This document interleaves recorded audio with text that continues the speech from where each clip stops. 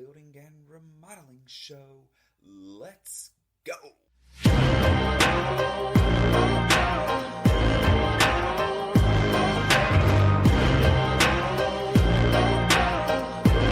Welcome everybody to the home building and remodeling show. My name is Chris Kirby and I'll be your host. I am the owner of 3 construction companies on the Alabama Gulf Coast. The show is about residential construction. We're going to cover topics of home building and remodeling. Are you thinking of doing a remodel or building a home? Are you a contractor looking to improve your knowledge base or grow your business? Have you ever done a remodel project or built a home? There were so many things you wish you knew or that you could have done differently during the process. Then this show is for you. We break down the process of building and remodeling and how to have the best results during your project. Whether you're a DIYer looking for tips, someone looking to hire a contractor to do a project, or a contractor looking to expand your knowledge base or your business. Welcome aboard. Glad to have you. Stay tuned. We kick off the show with my thoughts on home building and remodeling. I'll share best practices and talk about some of our experiences in business and out in the field. These shared thoughts and lessons learned are meant to help you on your very own journey. Let's go. All right, so on this week's show, we kind of loosened it up a little bit. Myself and my co-host Adam, I was able to ask him a series of different questions. And one of the questions was some of the craziest things you had found behind a wall during remodeling. And what I would love to know from you, from the audience, is what are some of the craziest things that you found while doing a remodel or doing a construction project? And have you ever found anything that was super valuable from what he was saying? They thought they had found something that was super valuable. You'll have to hear about it in the episode, but I look forward to you listening this week. This is our 63rd episode. We are super excited to keep it going. So as we dive into that episode, we also got into the topic of TV versus reality. And there's 2 sides to that as well, because YouTube is so popular as well. So we have some YouTube warriors, even though this is going to go on YouTube. So it's quite, funny for me to talk about that. But you have people who are watching these how-tos. They even watch our how-tos. And you'll hear me talk about it with Adam. One of the things that we discuss is even our videos, even what you're watching right now, is so edited for production that it's not reality. How long it actually took me to record this video to make it usable for the audience that listens to our show is dramatic in comparison to reality. When we're doing our how-tos, it's very dramatic in comparison to reality, because we are taking our time and shooting, but there's so many edits and on TV. So where we got this information is we actually have a friend who is now on HGTV. She's going to have her own show, and she was shooting over the winter and kind of just giving us some insight on how this stuff works. She has a long journey with TV production and things like that. And the bottom line is you're getting an 8-hour production day boiled down into a 30-minute episode. You may be getting multiple days on the same project boiled down into a 30-minute episode, actually into a 22-minute episode, and then you add commercials for TV. On ours, it's the same concept. So you have to be diligent in who you're watching and who you're paying attention to, and just get the video is boiled down to the meat and potatoes of what we're actually talking about. And the reason my heart's so heavy on this topic this week, and the reason we did a deep dive on the show, me and Adam, is because this is distorting reality when it comes to remodeling, home building, timelines, education, what people know versus what they think they know, right? I asked him, what's the one thing that homeowners quite often think they know, but they really don't? Timelines was his biggest one. For me, that is huge, because, when we do an estimate or when we do a bid, it is just that. We are giving you a quote, a estimate, a bid, whatever you want to call it, and we're doing the best we can based on previous experience, right? So timelines are a big one. I'd love to hear some of what you have to say as far as what you wish a homeowner actually knew versus what they think they know, because that is a very tough go for us. There are so many bad actors out there, contractors getting in trouble. And look, not saying that we haven't had our share of problems between us and a client, and that we're completely perfect in all of this, because we're not. We just talk about what we do probably more than most people, and we're not afraid to talk about the hard times we go through. But the reality is that the how-tos are just that. It's how to do something, but it takes so much longer and so much more practice by our expert team to actually do the projects. I could take let's just say we were going to build a table. I could take that entire process and cut it into 30-second shorts and give you 100 videos. And it actually takes multiple days, multiple weeks sometimes to do the project. So timelines are a big one. And for the audience that's listening to this that aren't contractors or aren't remodelers or aren't tradesmen or women, please hear me out when I say, when somebody gives you a timeline, they are doing that based on experience. However, each build, each remodel comes with its own set of differences. Every build is different. Every remodel is different. None of them are exactly the same. What we've learned to do is we've learned to navigate these problems over time. So it may be that when we first started doing this, our timeline may have been 2 weeks, but then we hit a material delay. We had COVID. We had a sub blow us off. Okay, let's move it to 3 weeks. Okay, 3 weeks is doable. And then again, during that 3-week time period on your project, the homeowner had something go on and we had 2 days of delay because they were sick or they were out of town. We couldn't get a key while they were on vacation. There are so many different aspects to a project that the smart contractor, the smart remodeler, the smart tradesman is going to overestimate. Right? They shouldn't tell you 2 days and finish in 10. They should be telling you 10 days and finishing in 2. And we've also had problems where people feel like they're getting ripped off. I don't understand this. So contractor bids 10 days. You finish the job in 2 days. You would think the homeowner would be happy. Well, some homeowners, in fact, feel like they should get money back. Well, the project only took 2, you charged me for 10 days, or you gave me a timeline of 10 days.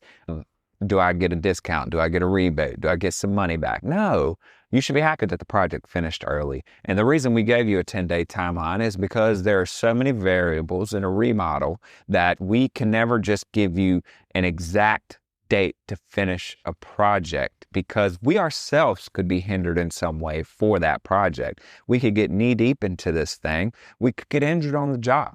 So we have to take into account as many variables as possible when giving an estimate.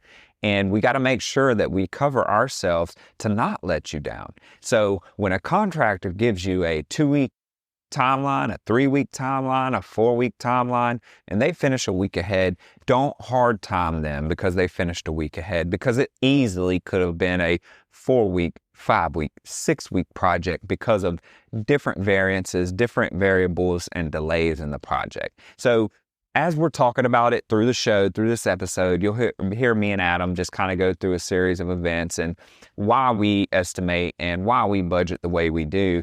But don't let TV boil it down so much that it seems so easy that you think you can do it, right? It can become a DIY project. Listen, that right there is another factor that we've had to navigate, right? We get homeowners call us and they say, you know what, I was watching a show or I was watching YouTube or a video, wherever, Instagram, it could be any of those platforms these days. And they call us and say, it's a lot harder than what I thought. I've been working on my shower for 2 weeks and I have no clue. Could you come bail me out? We do have those calls that happen because, again, we are boiling down the process to 30-second short for attention, okay? And the longer videos, so our long form videos are on YouTube, And those videos tend to be 30 minutes and up, 20, 30 minutes and up. And those are where we want you to go and watch the full-blown version of what we're doing on the project. And again, 30 minutes is boiled down from days and weeks of training sometimes. So I just wanted to put that out there. It's been on my heart. I want to help these contractors out. I want to help the homeowners who are trying to get these projects done. I want you to understand that nothing is as it seems in a remodel, and it's not very easy to do a remodel. It's not easy to do the work we do, and I want to make sure that you show some grace and give some leniency to your remodeler or your contractor. Understand they're just trying to do the best that they can. And like I said, and I'll repeat this till I'm blue in the face, an estimate is exactly what it says it is. It's estimated. It is not a guarantee. It's very hard to look. We get it right. We get it right a lot. When we say we're going to be there for 2 weeks, we can usually make that happen. But we set that expectation, and we've practiced this, and we've done this project repeatedly over time. So again, just show them some leniency, show them some grace when they're there to do your project. And now we move into Shop Talk. It's the portion of the show where I bring in a co-host and we cover trending topics in home building and remodeling. Hope you enjoy. Let's go. All right, welcome back. It's Chris and co-host Adam, and we're going to kind of liven it up a little bit, let you get to know us a little bit more, and we're going to share some more stories and different stuff. We're going to start with, what's the weirdest thing you've ever found behind a wall? So one time I was doing a kitchen remodel, and I didn't realize, because I hadn't been in another portion of the house at the time, that the wall we were taking out to get a little bit of room, we cut into the wall, and there was like 3 sets of cavities in there, and one of them had an antique looking like makeup vanity. Automatically, like in a cubby, or it was a separate room, or? No, it was there was another wall about 3 foot, and it was just open space in between, covered in. Like, wow. There was no access to it. Ain't that's kind of weird. Yeah, I thought there was money in it. Yeah. Because it was an antique house. I was like, man, there's something got to be in there. Yeah. And there was nothing. Nothing. It was empty. No. We've seen some stuff. But the lady was happy. She started cleaning that thing up like the next couple of days and was going to refinish it and everything. Nice. It was pretty cool. In some of the older buildings we've done, like that first building we did over there, we found some old newspapers and stuff. And then when we did our building we just moved out of, we actually donated a bunch of stuff to the Loxley Museum. There was some old, all the way back to the 1920s, there was some old receipts from Gulf Hardware, which is pretty cool to see, right. 100-year-old receipts from different things back in the past and how they used to write invoices. We've also seen plenty of stories like the dead animals, and I remember last year, we were working at Mr. Hines. I think it was Mr. Hines' house. Wasn't there like a dead cat or something? Oh, no. That was the guy right down the road. And what was that? Okay. So the man's soffit had rotted out. Yeah. And when I got there, he had put up like some chicken screen up there. And he was like, well, I'm trying to keep, he's like, I got some cats that keep trying to get up in there. Yeah. So I put the screen up, and he was like, could y'all fix it? So we went out there, replaced that portion of the soffit, painted it, got done with the project. And about 6 months later, he called and said, hey, I got another spot that's starting to rot out. Let's go ahead and do it as well. Yeah. And so they go to pull that old soffit, and a cat. It's a dead cat. Yeah. Sorry, but yeah. But there was a dead cat. I remember. It had been up there for a good minute. So it's like stinky and rot. Yeah, we may have covered it up in there. Oh, goodness.